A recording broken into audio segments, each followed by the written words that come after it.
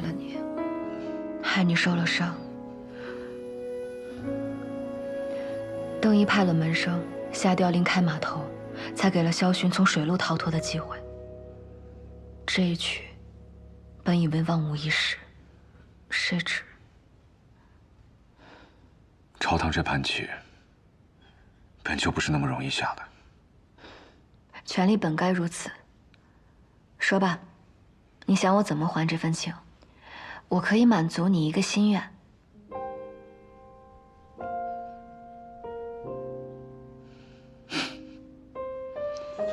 我这人一生不信神佛，没有什么愿望。那也没有什么想达成的事情吗？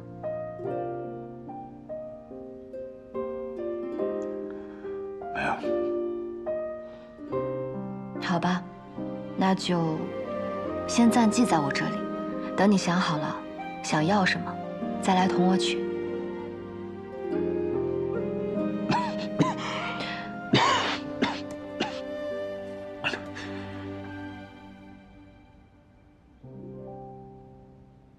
以你的身手，不应该伤这么重的。那日在船上，到底发生了什么？那日，铁英用暗器，一时不察被偷袭。果然，他们只会用这些阴险下作的手段。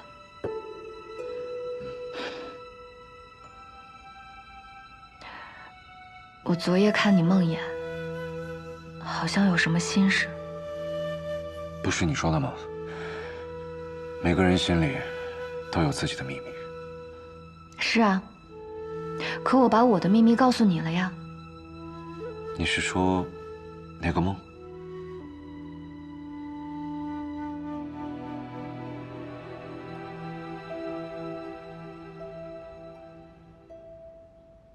好吧，作为交换，我可以告诉你一个秘密。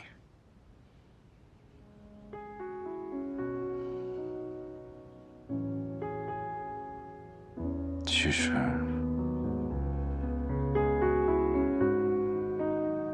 我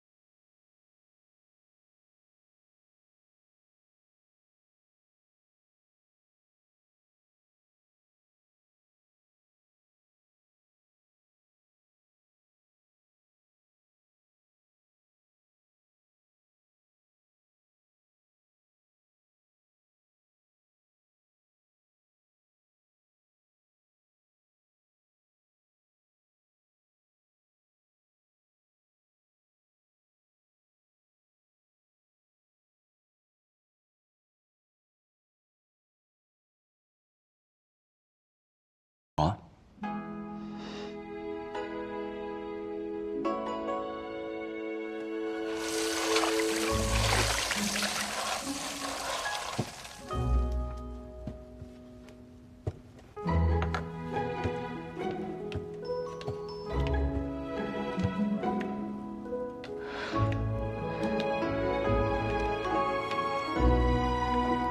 阿九，好，我簪子歪了，替我挽个利落些的发饰。哦。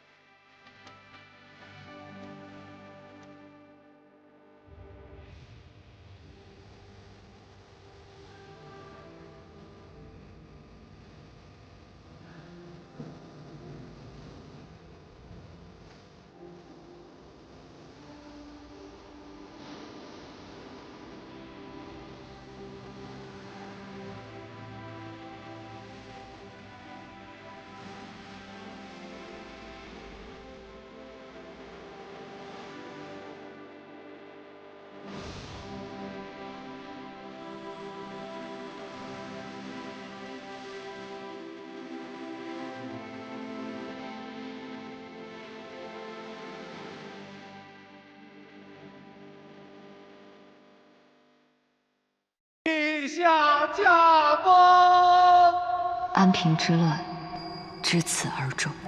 这一时，我斩断了萧寻的登基之路，而与他的这场诛心戮命之举，方才起始。恭喜长公主得偿所愿。你也是，邓太傅，荣华富贵你也如愿以偿。禁军统领参与谋逆，已被诛杀。这个位置，关乎着整个皇城乃至皇族的安危。长公主，可有人选？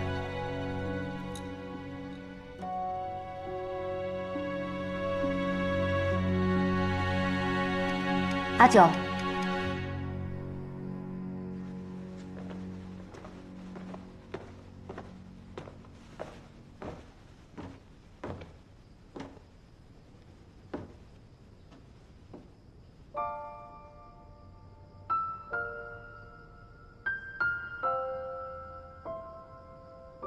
长公主，这是做什么？这是本宫第一道长公主令，处事舍人傅九，自抄卓尔为禁军统领，特许殿前带刀。太傅可有异议？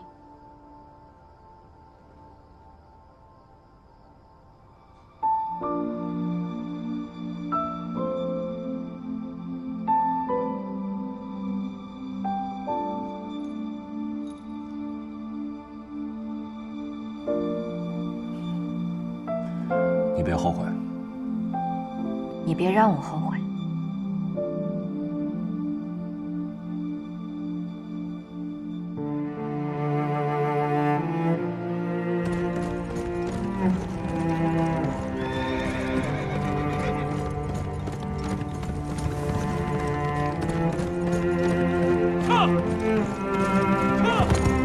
将军，出都800里加急！出都800里加急！将军，将军，出都800里加急！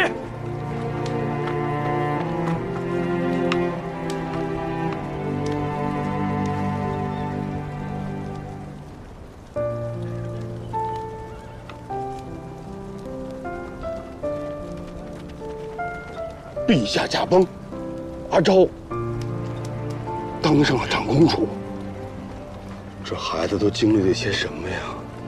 朝堂上的明刀暗剑，可比边关凶险100倍呀！至少他现在是平安的，平安就好。将军，用计来犯！整装，出发！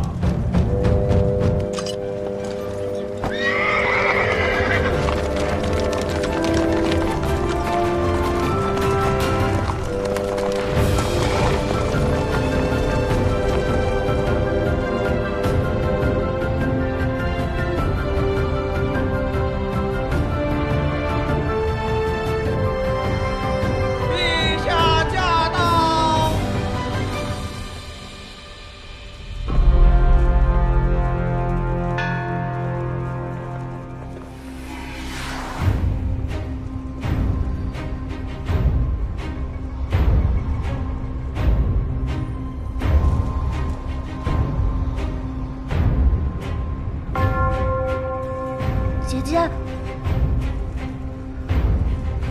姑要姐姐陪。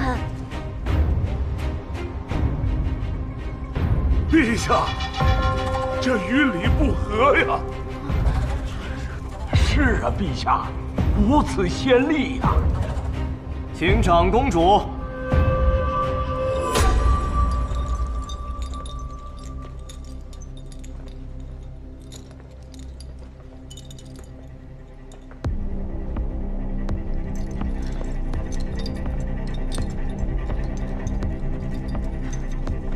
阿宇，怎么了？姐姐，姑不想自己走，你陪姑一起好不好？女子摄政，国将不国，长公主请自重。郎中令莫不是忘了，涌出旧事。当年谢太后垂帘听政之时，您可是第一个送劝进表的。陛下，该继续。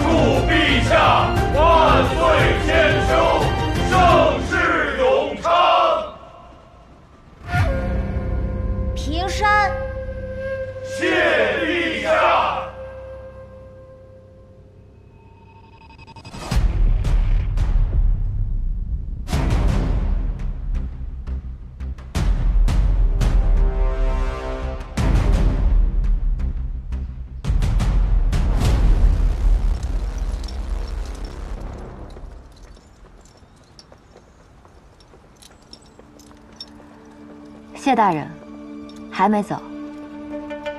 臣暂留片刻，是想一句替陛下向长公主道声谢。谢大人如此客套，倒叫本宫不知如何是好了。您是高阳谢氏的嫡系，更是阿宇血脉相连的亲舅舅，私下里唤他一声乳名，也是理所应当。那臣就在高阳谢时，谢长公主保下阿宇的性命，也保下阿宇的皇位。谢大人客气了，往后我和阿宇还要仰仗您和谢家。长公主过谦了，臣心里明白得很。长公主能有今日，靠的不是谢氏，反而谢氏靠的是长公主。否则，这大楚朝堂之上，哪有我谢某立足之地？既然一脉连枝，何须繁文缛节？往后朝堂之下，本宫唤您一声三公子，可好？荣幸之至。三公子这次回京，看上去气色甚好。不知当初是什么病症，才让您不得不离京静养这么久？旧年落下的顽疾，让长公主挂心了。上一世的谢艳芳最善伪装，因为谢家百年世家，根深树大，为了让萧巡放心，故意称病久居高阳，其实暗中囤积私兵，扩大权势。这样的一个人，不显山不露水，却更容易笑到最后。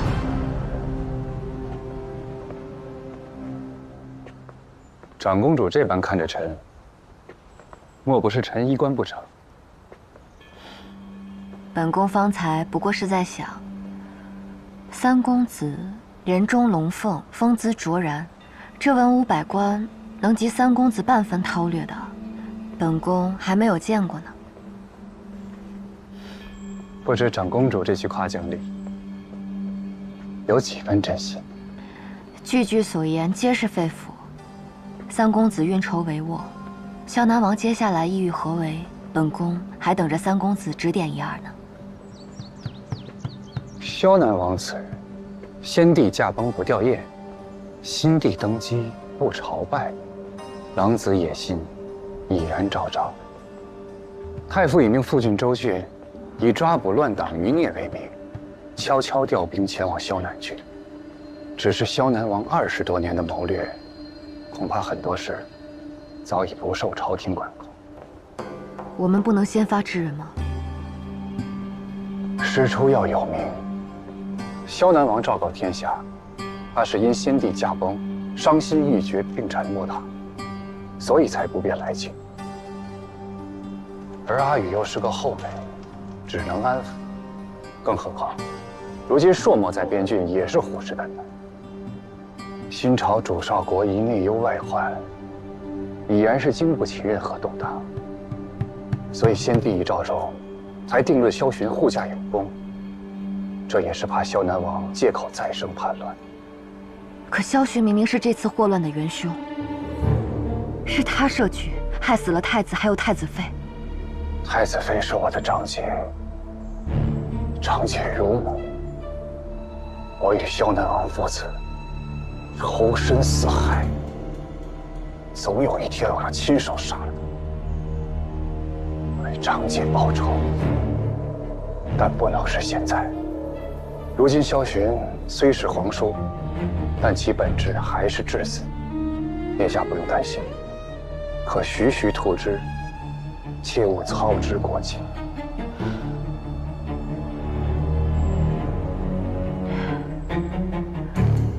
我明白了，多谢三公子不吝赐教。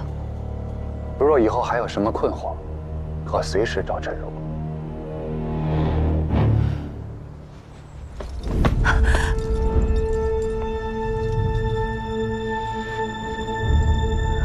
殿下当心，这宫里的路不好走。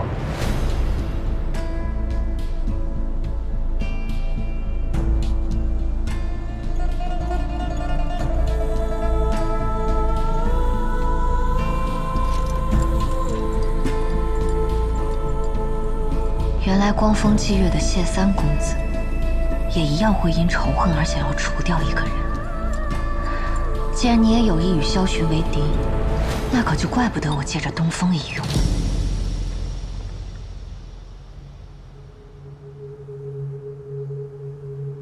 高阳谢氏率5000私兵前来救主。是他，高阳谢氏。听说你娘是从青楼里来的，我们谢家可不要这样的破烂货。既然呀，你像你娘也要下贱，不如就给你穿个耳洞，再打扮打扮，也好卖得上价钱，还挺能忍。再来一个，住手！三叔果真是菩萨心肠，连这种野种都会可怜。谢萧带领族中弟子欺负弱小，可还知受何处罚？莫不是要我现在就带着我去祠堂上跪？三叔，我们错了，我们这就走。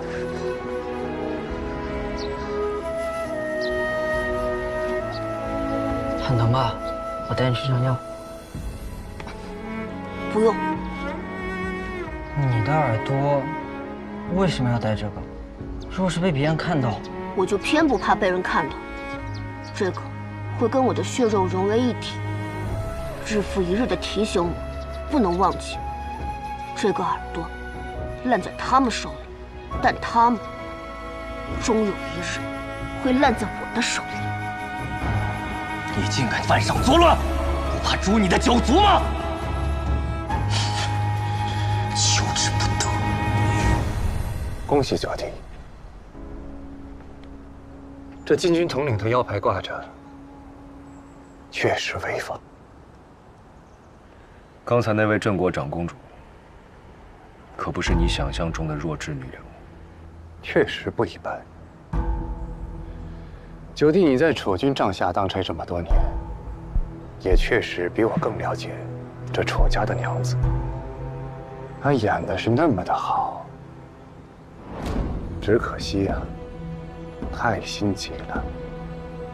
我很好奇，她为什么突然对萧循恨之入骨？这未婚的小夫妻怎的就离了心？突然就水火不容了呢？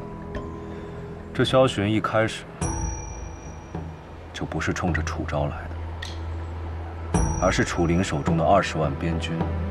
他若不傻，自然能看出来。那这么听来，九弟觉得他聪明？我还从未在你嘴里听到过对旁人的夸奖。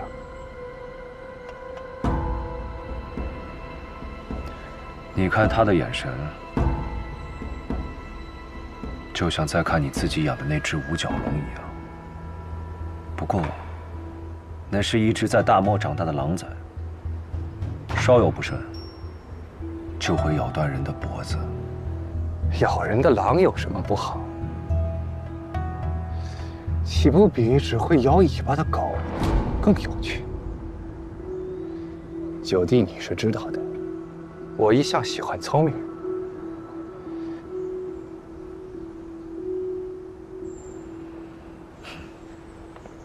该说的话我都说了，谢三公子，小心玩火自焚。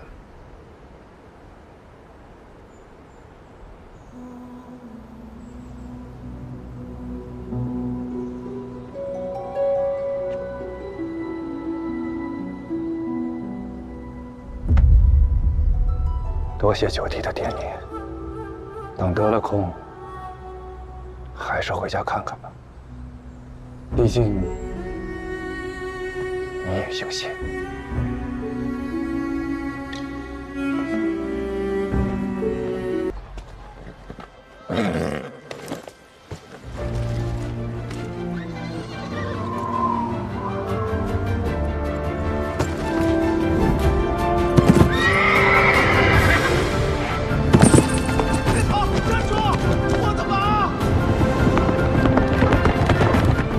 我叫楚昭，生长于一片名为云中郡的大漠。此地边陲常有兽墨铁骑踏尘来犯。我自幼失势，独与阿爹相依为命。父亲乃边军将军，铁甲未卸10余载。我心中的娘亲，是儿时阿爹跟我一句句描绘出的样子。楚都，是娘亲昔日所居之地。我心常念，欲往一关。然而阿爹有令，禁出云中郡。直到我如今身量成长，亦可策马驰骋。他一人一骑，就值那千军万马呀！这就是单骑破朔漠。好，娘子，这么真巧，买一枝花吗？车骨漆，人间魔，连刃成为举妹成木。当楚都景象真切出现在眼前的那一刻，我才清楚地意识到。我多想我娘亲还活着，我多想她就在我身边，为我细心挑选极其的猪柴，看到我长成的模样。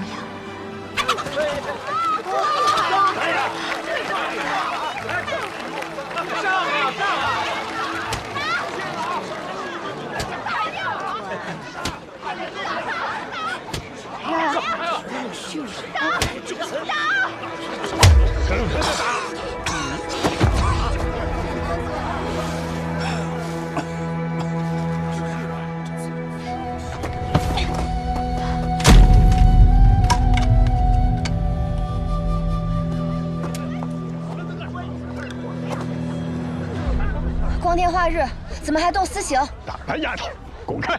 这个孽障，昨晚烧了魏家村，害了46条性命啊！死有余辜，打死这个孽障！按大处理，私刑致死者与杀人无异。哎呀，我可算找到你了，祖宗，你消停点吧。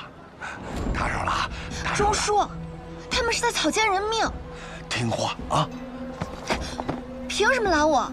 明明是他们有错。不审不问，定人之罪，私处人命。你不懂，大家族这些弯弯绕绕的事儿别掺和。你阿爹可是给我下了军令，必须把你带回去。走。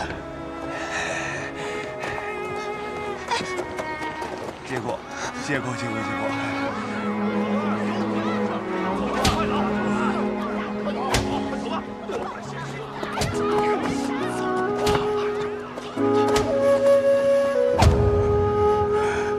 离楚都不足1日，我便被钟叔带回云中郡。果如其然，阿爹对我偷跑之事勃然大怒。从云中郡到楚都相距甚远，你可知沿途多少流寇，多少护骑侍候？要是有意外的话，什么意外？我现在不是好好的站在这里吗？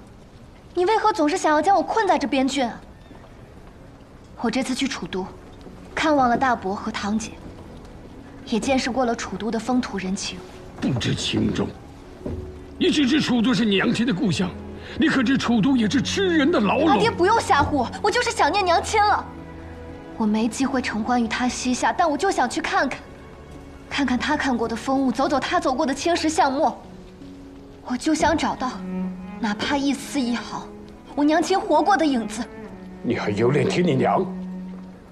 她要是知道你这般人心妄为，九泉之下也要寒心。只愿追随自己的心意而活，便是任性吗？我娘亲若是还活着，她定然不会希望我做一个只会乖顺的女娘，她绝不会像你这般自大。她定然会在乎我的心。是，你是从无败绩的大楚战神，是万人敬仰的魏将军，可你何曾问过一句我想不想要做将军的女儿？从小到大，别的女娘有双亲照护，而我呢，是无人看顾的泥猴。我可曾向阿爹你哭诉抱怨过一句？我不敢向你所求哪怕一点点的关心，因为你太忙了。你忙着忽悠你的边关百姓，忙着树立你的赫赫威名，你忙到根本无暇关心一句你的女儿究竟想要什么。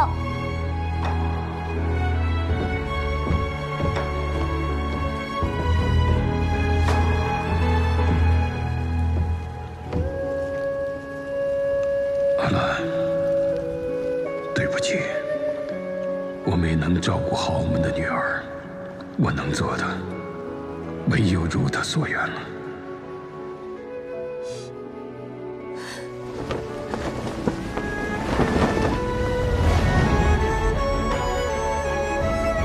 我想我那番话一定伤了阿爹的心，不然他怎会轻易如我所愿，将我送至楚都，送入陛下赐他的那座楚园。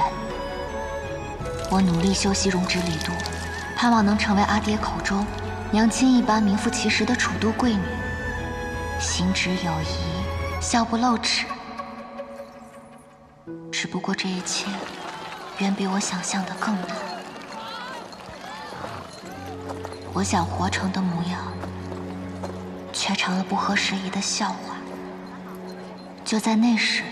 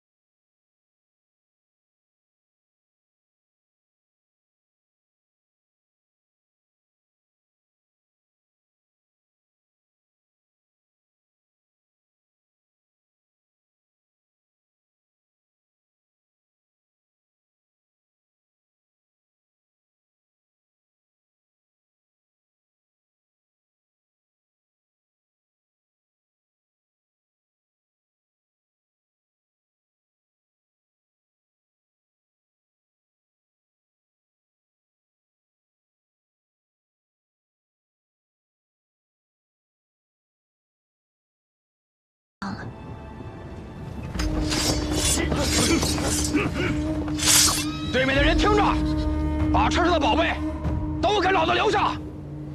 世子，有埋伏。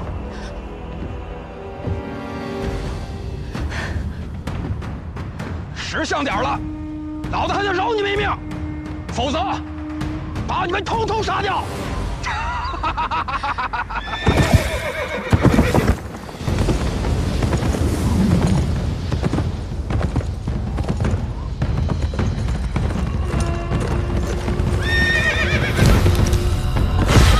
小子，你谁呀？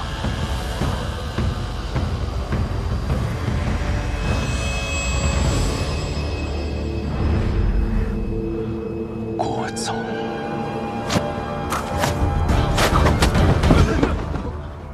兄弟们，给我上！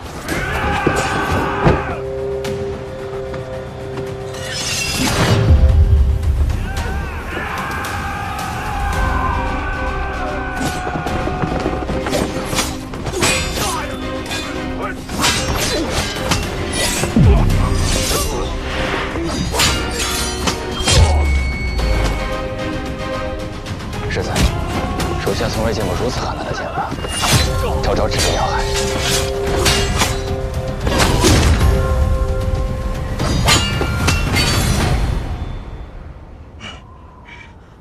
小爷傅九，楚将军门下，奉君命前来剿匪。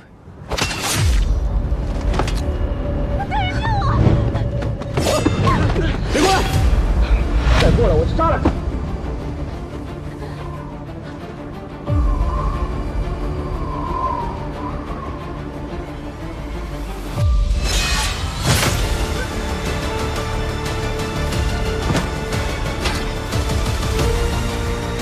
你疯了！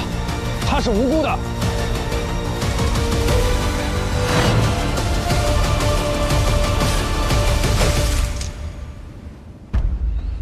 愚蠢！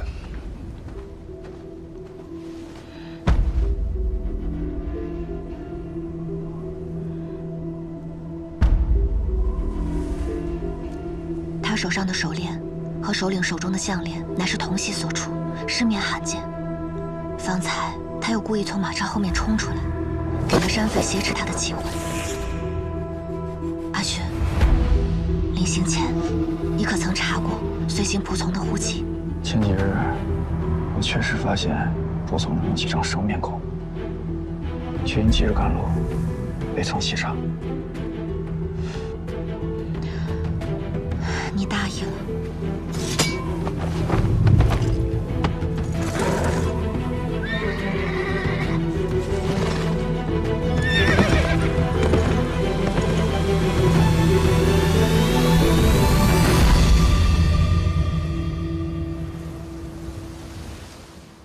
晚辈今日登门，诚心求取令爱，聘礼已备，礼单在此，还望将军过目。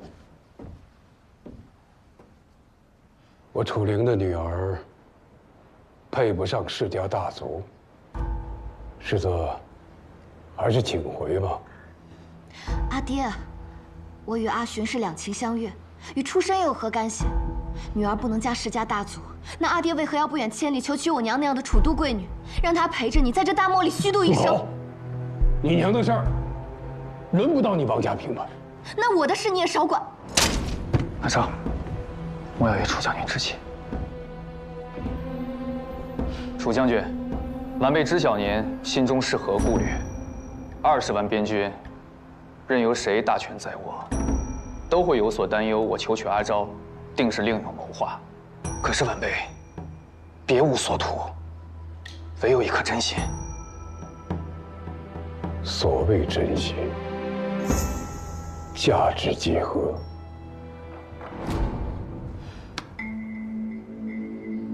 5年前，我入京为质，圣上赐世子符，这座宅邸于我，既是恩赐，亦是枷锁。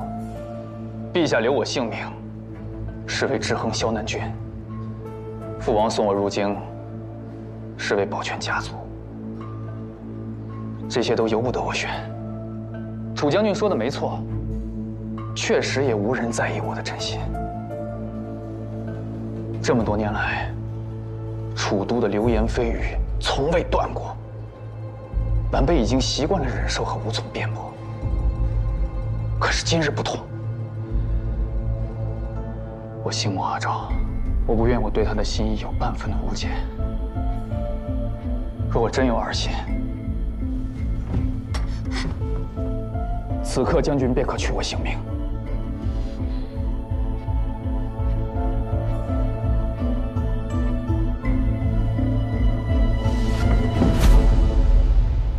阿爹想为难的，究竟是萧南王世子，还是我的夫婿？若阿寻今日当真自戕明志，阿爹可会满意？此事到此为止。世子，还是请回吧。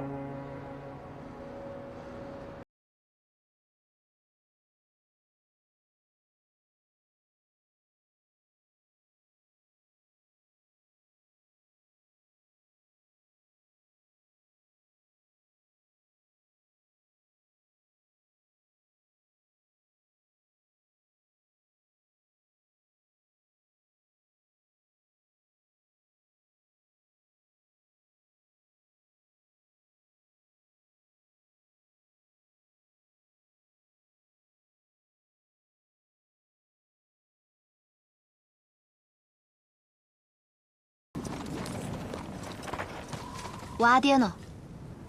家主有任务在身，派我来送你。不必了。你和他一样，都看不起阿寻，既非出于真心，何必惺惺作态？随你怎么想。但若有一天你后悔了，随时可以回来。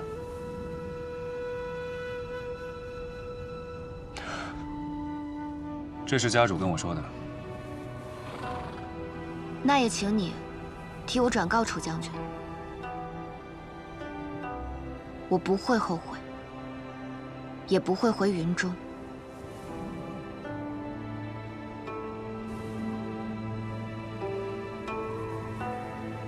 去。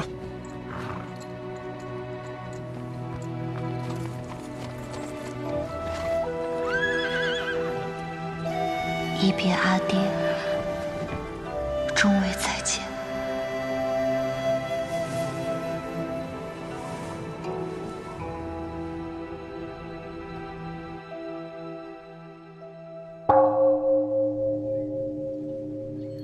自云中归返楚都后，我日日思念阿爹。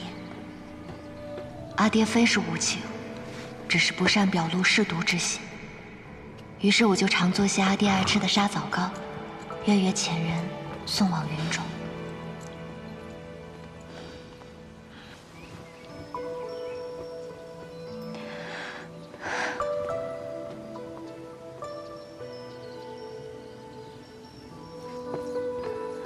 将红绸高挂，便能心想事成。阿爹最终还是没有答应这桩婚事。直到2年后，萧寻求他父王上书陈情，赐封地献兵马，终求得圣上赐婚。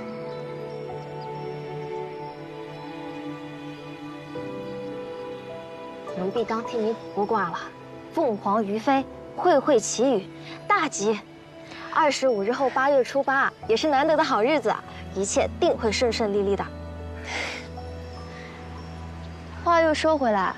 就算世子敢对你不好，将军恐怕都不能答应。看，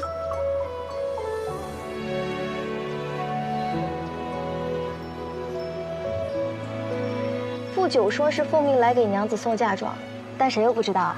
这就是将军派了人来给娘子撑腰呢。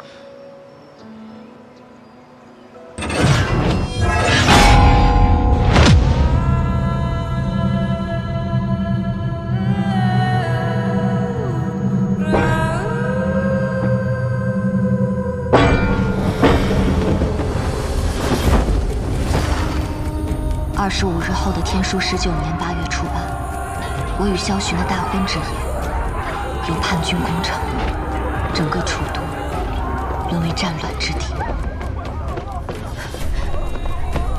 发生什么了？听说三皇子谋害太子，里面叛乱了。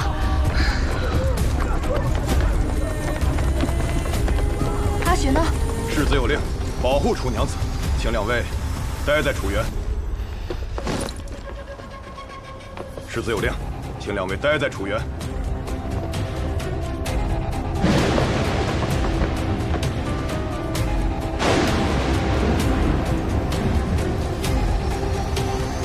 阿寻杀了三皇子，终止了这场叛乱。800里加急，皇上驾崩，三皇子作乱伏诛，太子皇长孙病薨。萧南王世子萧寻贪乱有功，奉遗诏即皇帝位。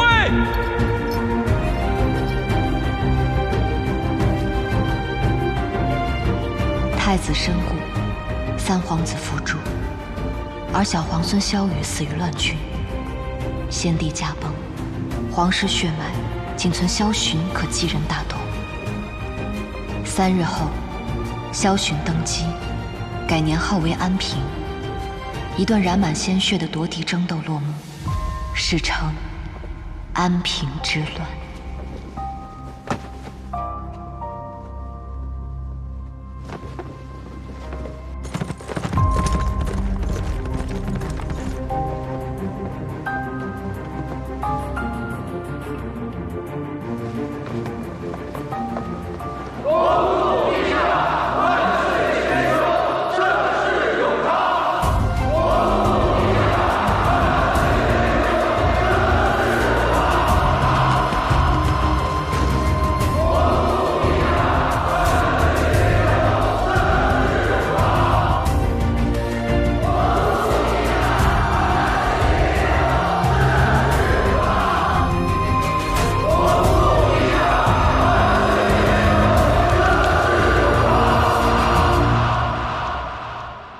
臣为奉诏而返，自知其罪，还请陛下责罚。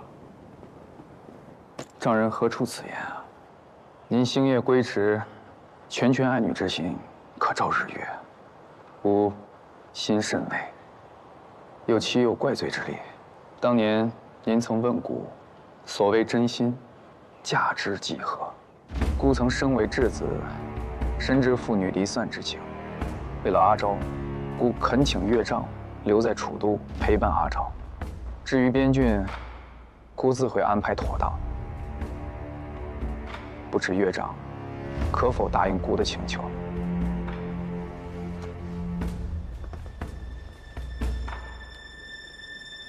陛下，臣戎马半生，只得一女，我将阿昭视作珍宝，重于生命。还望陛下好生照顾我的女儿。臣的20万边军，也定会为大楚的江山社稷继续尽心尽力。那是自然。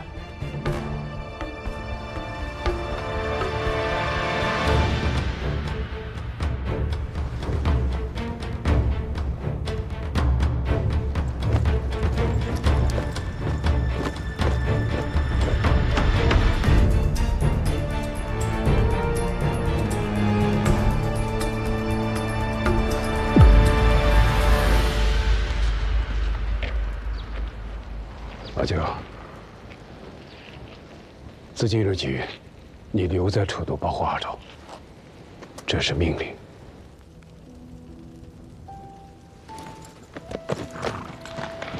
这。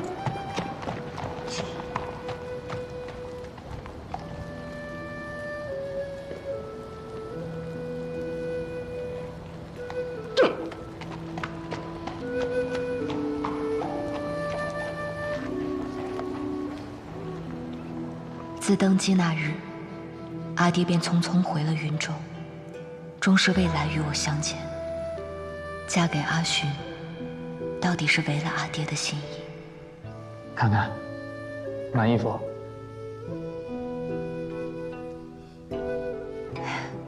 臣妾谢过陛下。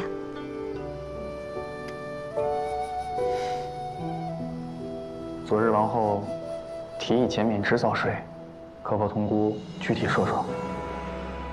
全当是这苗眉的谢礼。阿寻对我既敬且爱，他虽贵为天子，却常与我商议朝政，更屡屡将我的见解采纳施行，化作安民之策。见到百姓称颂，民生渐安，我想，这或能让阿爹安心一二。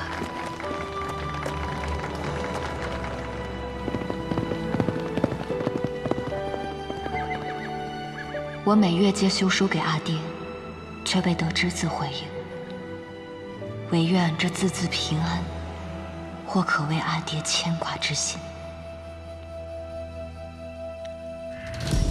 安平3年春分，我的22岁生辰，阿寻念我思父心切，特许我请阿爹回楚都同庆，并许诺将遵以国丈之礼，敕建安国公府。我心中忐忑，却更生出灼灼期盼。边军卸甲。将军，真的要卸吗？阿昭的生辰礼，卸吧。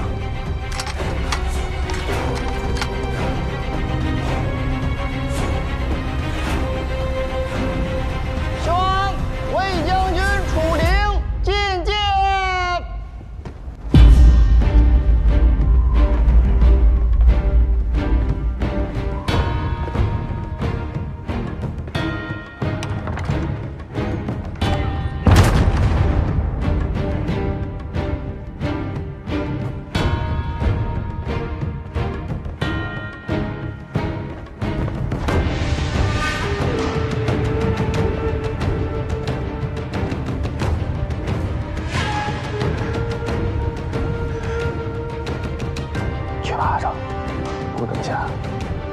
惊喜要给你。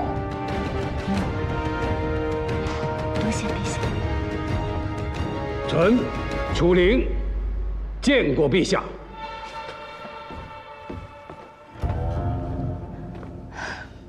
阿爹，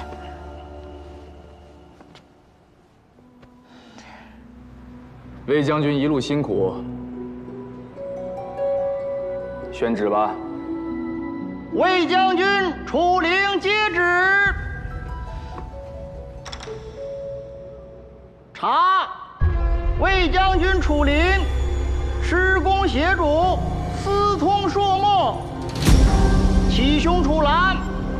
安平元年，镇杀皇长孙，判处师满门，诛。不可能！我阿爹一生忠君为国，从无半分妄念。我伯父胆小如鼠，镇杀皇长孙更是无从谈起。你是不是弄错了？陛下，陛下，他弄错了。陛下，你前几日还说要见国公府呢。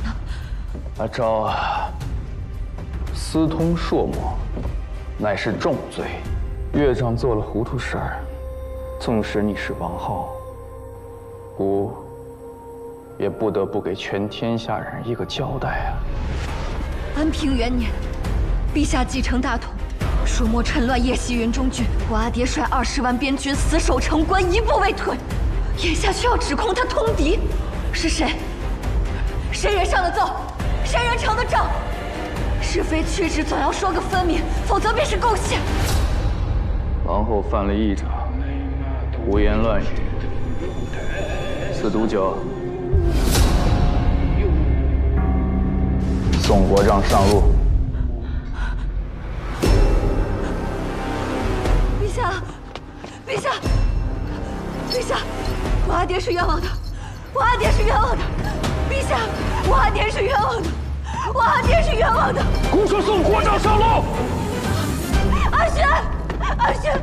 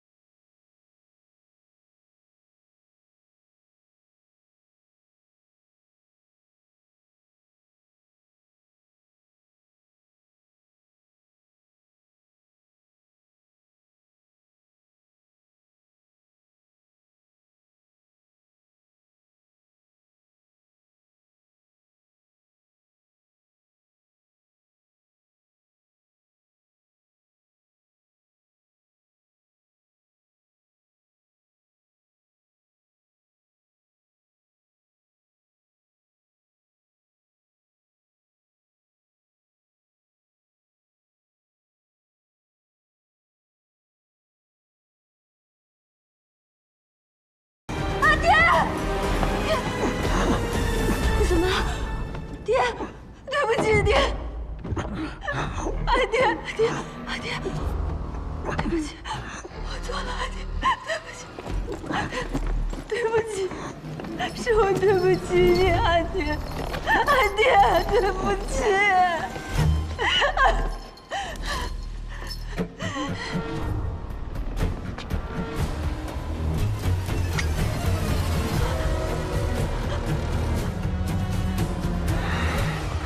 小轩，你要做什么？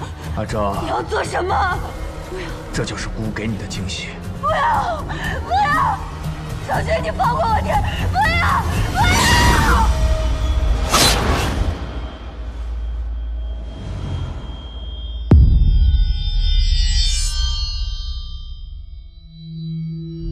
陛下赐王后饌酒一盏，以念其孝心。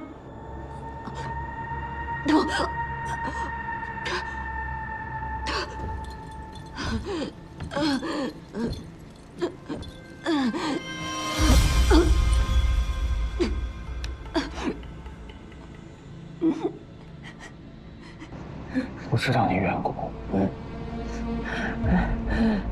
可你要知道，如今姑若不治了楚灵的罪，如何能将那20万铁骑收入帐中？如今天下皆在姑的掌控之中，唯独你爹那20万边军例外，你叫姑如何能坐稳这江山？坊间所有人，都说姑的皇位是靠女人得来的，他们看不见姑3年来苦心孤诣的改革，看不见姑的励精图治，看不见姑付出的一切，他们眼中只有你爹，只有那20万边军。你说过，你不在意的。姑怎可能不在意？这20万边军所复古之躯，扰得朕彻夜辗转难眠，痛不欲生。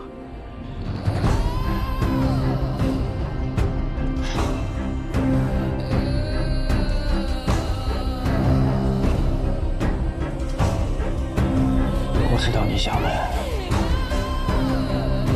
为何要选在生辰里动手？因为阿昭，只有你的亲笔信，才能让他回来，才能让他卸甲，才能坐实无兵起者异能谋乱的罪名。阿昭，我那么聪明，怎会不知你的父亲愿意为了你那一封亲笔信放下戒心呢？1月17，是你22岁的生辰礼，故以你旨召楚灵入京，赐国葬礼，建安国公府与皇城。你写封信，告诉他这个好消息。为什么要将罪出家？为什么要这么对我？为什么？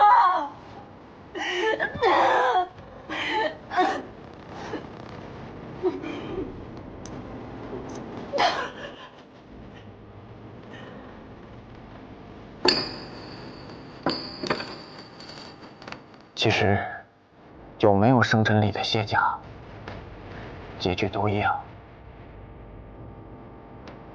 自姑登基那日送走岳丈，就暗中命人在你送往云中郡的沙枣高中下毒，来往于楚都和云中1月又1月。楚灵是一定要死的，不但死在姑的刀下，也死在女儿的小心里。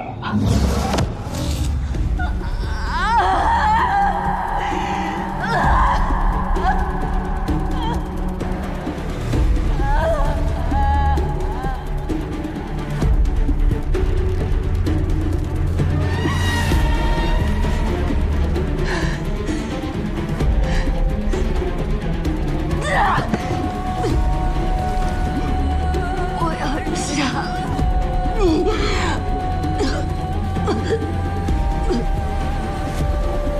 阿昭，安平3年，楚氏灭族，镇国将军楚灵犯通敌罪业，殿前伏诛，请你哀痛过度，投我去死！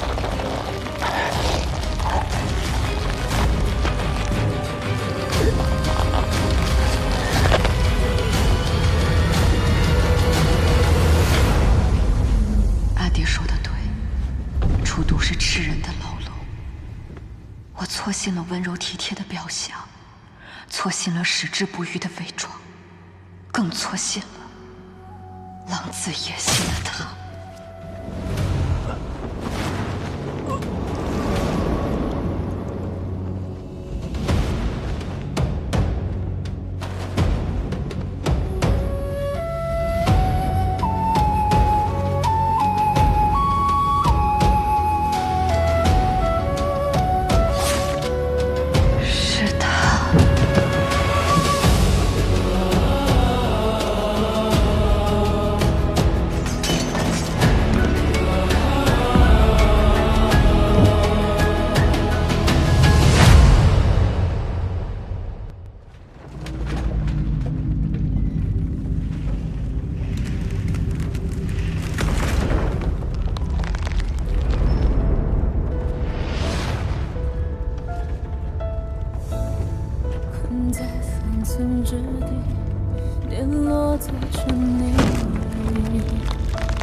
这一世有无数条路可选，可我因自己的任性和无知，踏错了每一条路，害死了自己的父亲，害死了楚家满门。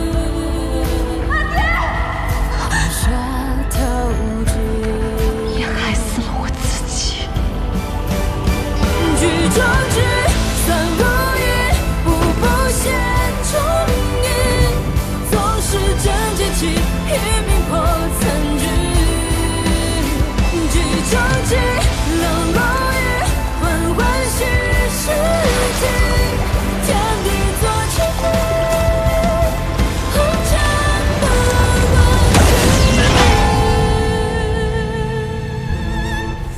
凤凰于飞，会会奇语，大吉。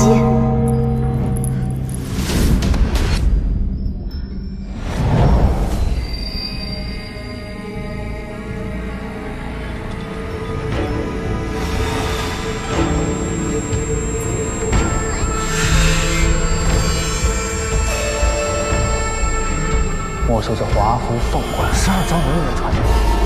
我求娶阿昭，别无所图，唯有一颗真心。我爱阿昭，我不愿我对她的心有半分不见。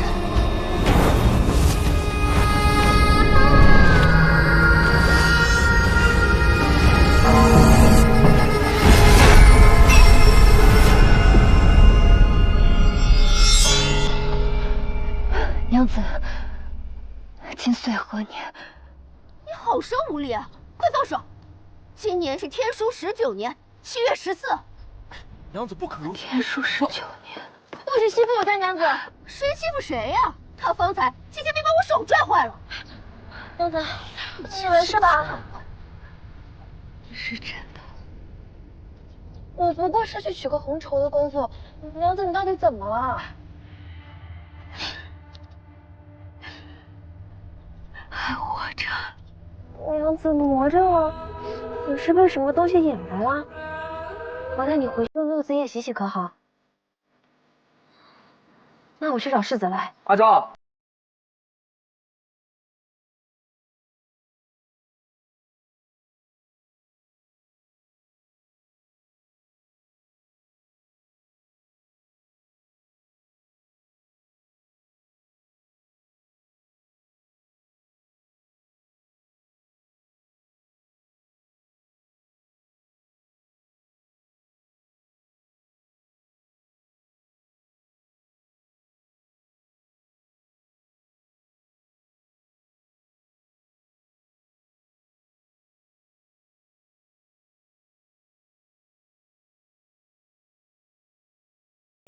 我要杀了你！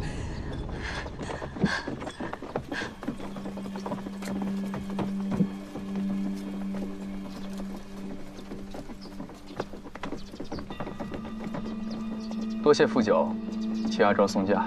近日，他因为大婚之事心神不宁，所以嫁妆已入楚园，告辞。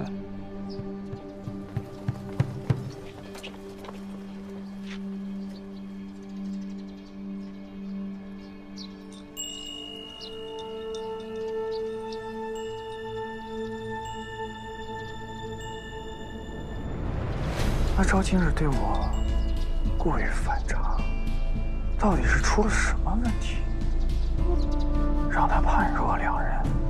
是不是三清观桶中跌落的意外，让世子妃受到了惊吓？不，他说的是……你杀了我爹，我一定要杀了你！我对楚灵从未表露出任何敌意，阿昭为何突然说出这样的话来？难道他知道了我的计划？